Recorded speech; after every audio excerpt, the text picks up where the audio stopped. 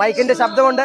ആ മൈക്കിന്റെ ശബ്ദം ഉള്ളതുകൊണ്ട് MLA നിങ്ങൾ അഭിസംബോധന ചെയ്ത് സംസാരിക്കുന്നത് ശരിക്കും കേൾക്കാൻ പറ്റുന്നില്ല.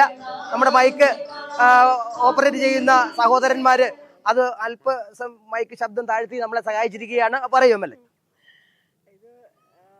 മനോഹരമായ ഒരു കാഴ്ചയാണ്, ഒരു കാഴ്ച വിരുന്നാണ് ഇനിയിപ്പോൾ നമുക്ക് ഇവിടെ നൽകാൻ പോകുന്നത്. 15ഓളം ആനകളാണ് ഇപ്പോൾ ഈ പൂരത്തിന് വേണ്ടി അണിനിരക്കുന്നത്. നമുക്കറിയാം, മലയാളികൾ, പ്രത്യേകിച്ച് മലയാളികൾ ആനപ്രേമികളാണ്. അതോടൊപ്പം തന്നെ വെറുതെ ആനയെ കാണുന്നതും ആടയാഭരണങ്ങളെല്ലാം അണിഞ്ഞ് വെഞ്ചാമരവും പൊന്നോലക്കടയും ഒക്കെ ചാർത്തി നിൽക്കുന്നതും ഒക്കെ കാണാൻ അതിമനോഹരമായ ഒരു കാഴ്ചയാണ്. നമുക്കറിയാം, തിരുനക്കര പൂരമാണ് കോട്ടയം ജില്ലയിലെ ഏറ്റവും വലിയ ഒരു പൂരമായിട്ട്.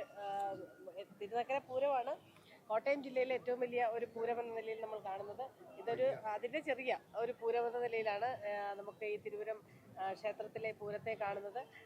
ഏറ്റവും മനോഹരമായ രീതിയിൽ ഈ പൂരം നടത്താൻ സാധിക്കട്ടെ എന്ന് ആശംസിക്കുന്നു. നേരത്തെ പറഞ്ഞതുപോലെ തന്നെ MLA എല്ലാ വർഷവും ഈ പൂരം കൃത്യസമയത്ത് എത്ര തിരക്കിനിടയ്ക്കാണെന്നുണ്ടെങ്കിലും പൂരം കാണുവാനായിട്ടും പൂരം ആസ്വദിക്കുവാനായിട്ടും പൂരത്തിനെത്തുന്നവരെ അഭിസംബോധന ചെയ്യുവാനായിട്ട് നമ്മുടെ പ്രിയങ്കരിയായിട്ടുള്ള MLA എല്ലാ വർഷവും തന്നെ എത്താറുണ്ട്. ഇപ്പം നേരിയ മഴ പെയ്യുന്ന ഒരു സാഹചര്യമാണ് ഉള്ളത്.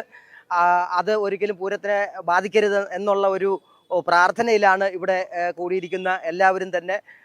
നമ്മുടെ പൂരം മനോഹരമായി തന്നെ ഇത്തവണയും കഴിഞ്ഞ വർഷത്തേക്കാൾ ഉപരി ഭംഗിയായി ഓരോ വർഷത്തെയും കൂടുതൽ മികച്ച നിലയിൽ നടന്നു വരുന്ന ഈ പൂരം ഇത്തവണയും മനോഹരമായിട്ട് തന്നെ നടന്നു പോകുന്ന ഒരു അന്തരീക്ഷമാണ്.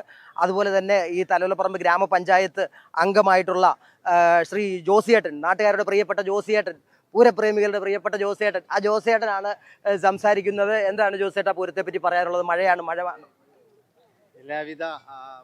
പൂരത്തിന്റെ എല്ലാവിധ ആശംസകളും ആദ്യം തന്നെ ഞാൻ നേരുന്നു. എന്റെ വാർഡിൽ നടക്കുന്ന ഈ മനോഹര പരിപാടി നല്ല രീതിയിൽ അവസാനിക്കുന്നതിന് വേണ്ടി എല്ലാവിധ ഗവൺമെന്റ് നിയന്ത്രണങ്ങളും ഞങ്ങൾ നിഷ്കർഷിച്ചുകൊണ്ടാണ് ഇപ്പോൾ ഈ പരിപാടി നടക്കുന്നത് എന്നുള്ളതാണ് ഏറ്റവും വലിയ കാര്യം. എല്ലാവിധ ആശംസകളും നേരുന്നു.